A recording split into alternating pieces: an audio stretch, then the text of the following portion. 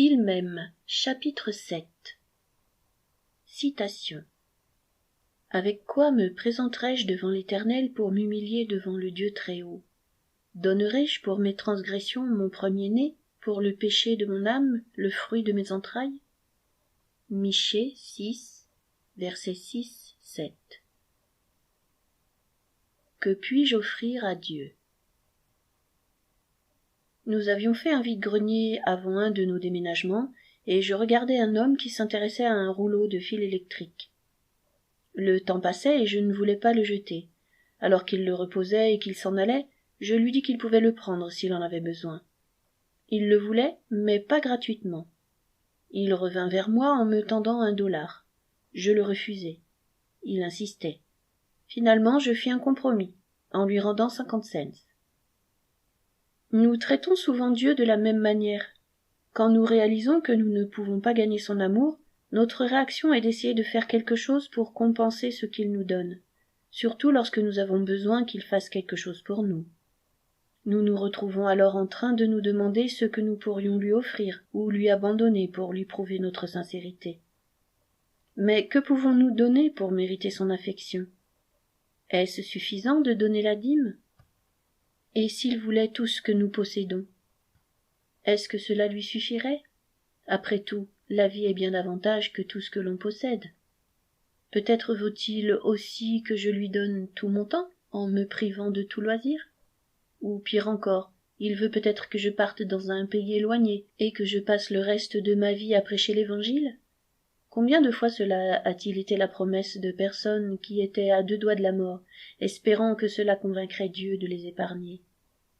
Mais où mène cette manière de penser? Le prophète Michée a poussé la réflexion jusqu'au bout. Conscient de sa nature de pécheur, il pose cette question précise. Avec quoi me présenterai-je devant Dieu? Avec des holocaustes? Avec des veaux de 1 an? Cela pouvait remplir les obligations de la loi, mais était-ce suffisant pour laver l'âme de Michée? Pas vraiment. L'Éternel agréera-t-il des milliers de béliers, des myriades de torrents d'huile? Il augmente sérieusement la mise, mais il ne pense toujours pas que ce soit suffisant, si l'on en juge par l'offre suivante. Donnerai-je pour mes transgressions mon premier-né? Quand on marchande avec Dieu, on finit toujours avec l'impensable, comme Michée. Il se demande si offrir son fils aîné serait suffisant pour expier ses fautes et le qualifier pour mériter la faveur de Dieu. Comme il l'exprime poétiquement, dois-je offrir le fruit de mes entrailles pour le péché de mon âme? Si l'on regarde l'histoire humaine, il est stupéfiant de voir combien de cultures en sont arrivées à cette conclusion. Quand Abraham est arrivé dans le pays de Canaan, les sacrifices humains à Baal, Moloch et d'autres divinités cananéennes étaient monnaie courante. Ailleurs aussi, les sacrifices d'enfants étaient partie intégrante des rituels tribaux pour attirer la faveur de Dieu. Les fils aînés étaient attachés aux autels, et les filles vierges étaient offertes aux volcans.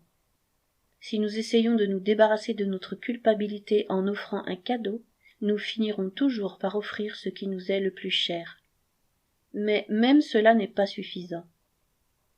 Si nous essayons de redonner quelque chose en compensation de la grâce que Dieu nous offre, cela nous conduira au même point que d'essayer de la gagner, et nous nous demanderons toujours s'il nous aime un peu, beaucoup, pas du tout.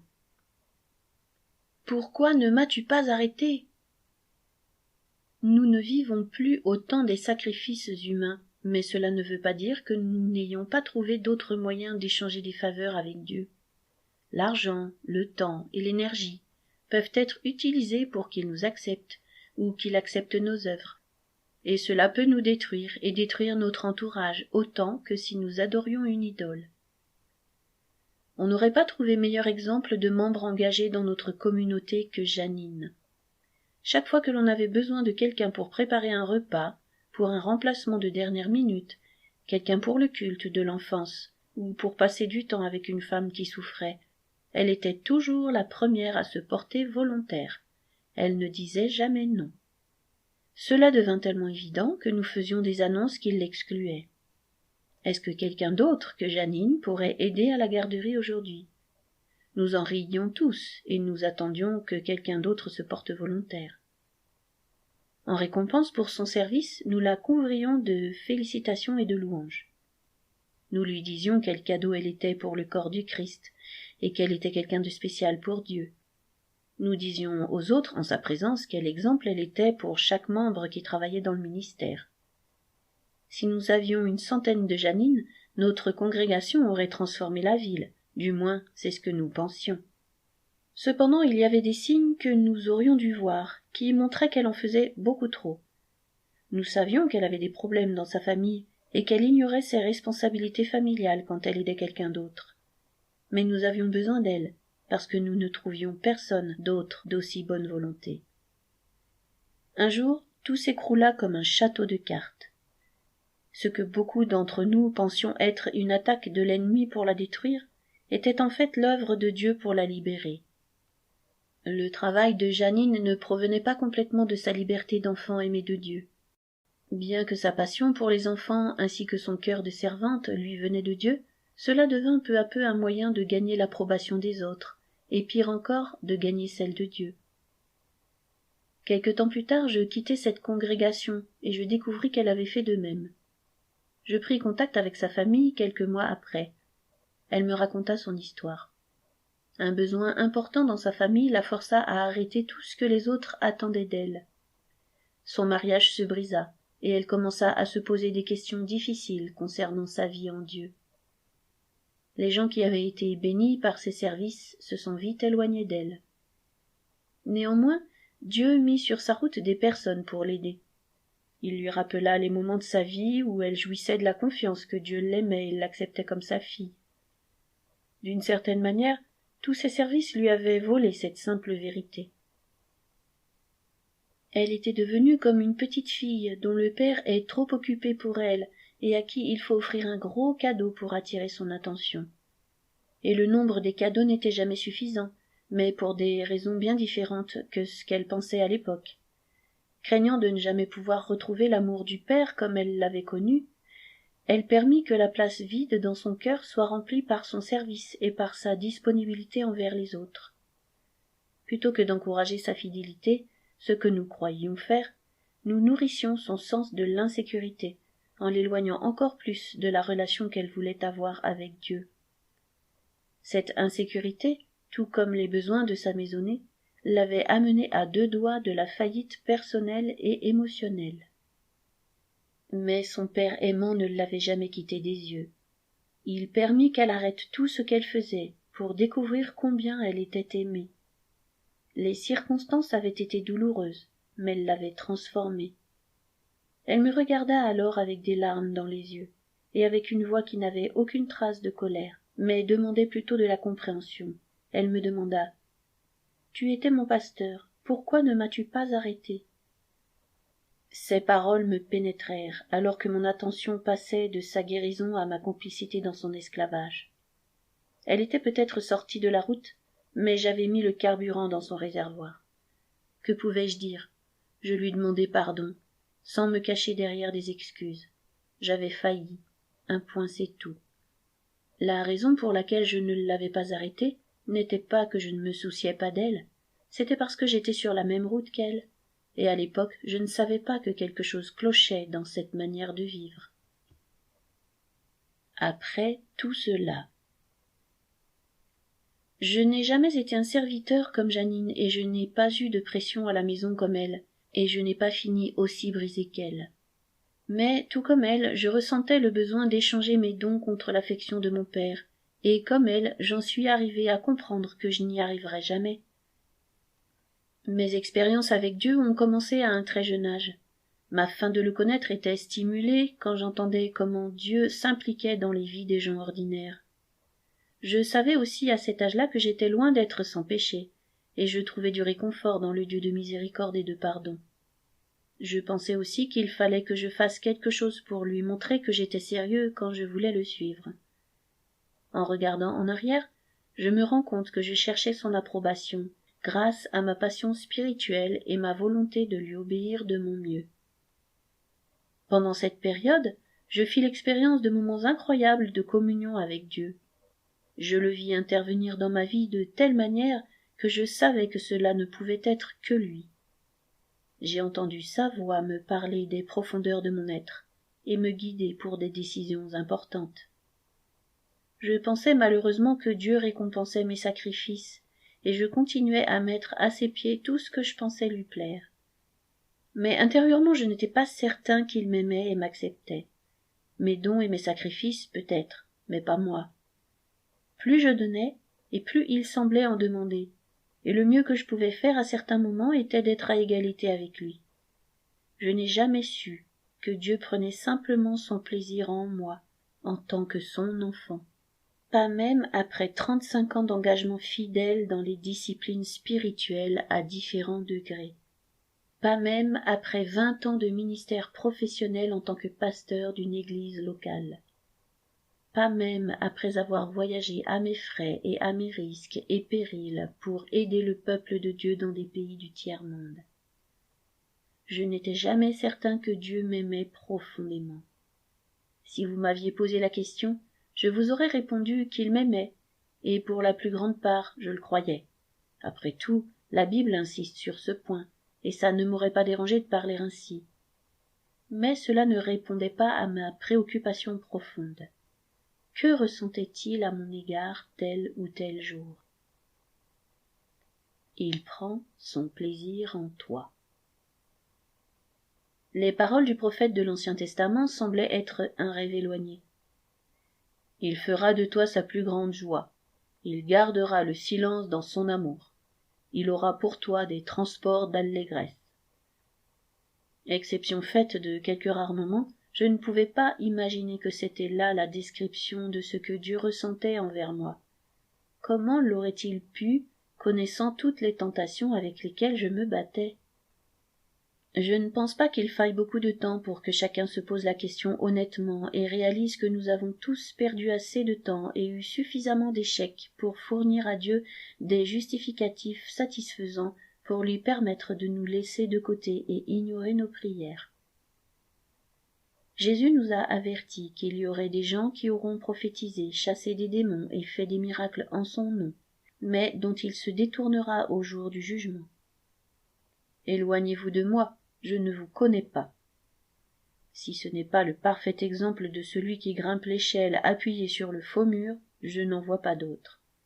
Et je ne voulais pas être dans ce groupe-là.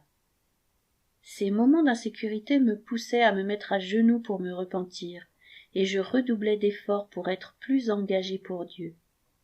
Et bien que je puisse tenir le coup avec ce fardeau supplémentaire pendant quelques semaines ou quelques mois, je n'étais jamais certain que ce que je faisais était suffisant pour qu'il prenne son plaisir en moi.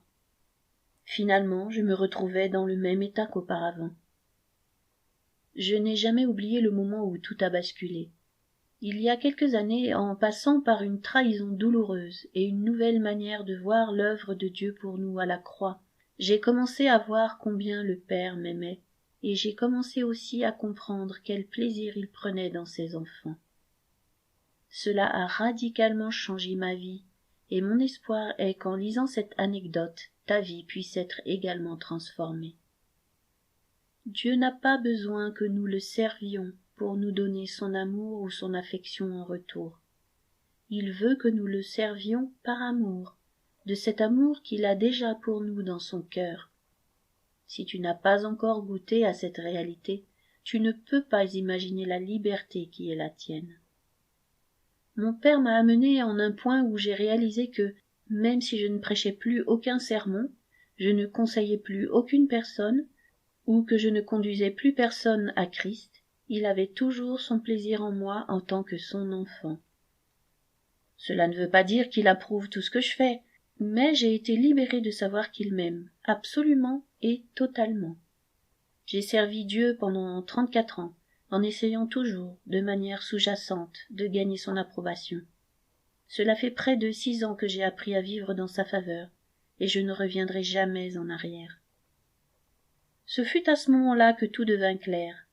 Ce n'est pas la crainte de perdre la faveur divine qui nous amènera dans la profondeur de sa communion et transformera nos vies par sa sainteté. En revanche, notre certitude de connaître cette faveur, même au milieu de nos échecs et de nos faiblesses, nous conduira à la plénitude de sa vie. La crainte ne m'a jamais conduit dans les profondeurs de sa vie ou de sa puissance transformatrice. J'ai finalement pu découvrir en quoi il prend son plaisir. Maintenant, je sais que la clé pour obtenir la faveur de Dieu ne consiste pas en ce que je peux lui donner, mais en ce que lui m'a déjà donné. Il prend son plaisir aussi en toi. Veux-tu le voir agir de cette façon, exulter et danser de joie? Non? Penses-tu que tes échecs et tes doutes diminuent son amour pour toi? As-tu peur de ne pas en faire suffisamment pour qu'il le remarque? Alors viens avec moi, et je vais te montrer quelque chose. Il ne prend pas son plaisir en toi à cause de tes œuvres ou de tes cadeaux. Il trouve son plaisir en toi simplement parce que tu es à lui. Citation. Le Seigneur ton Dieu est avec toi.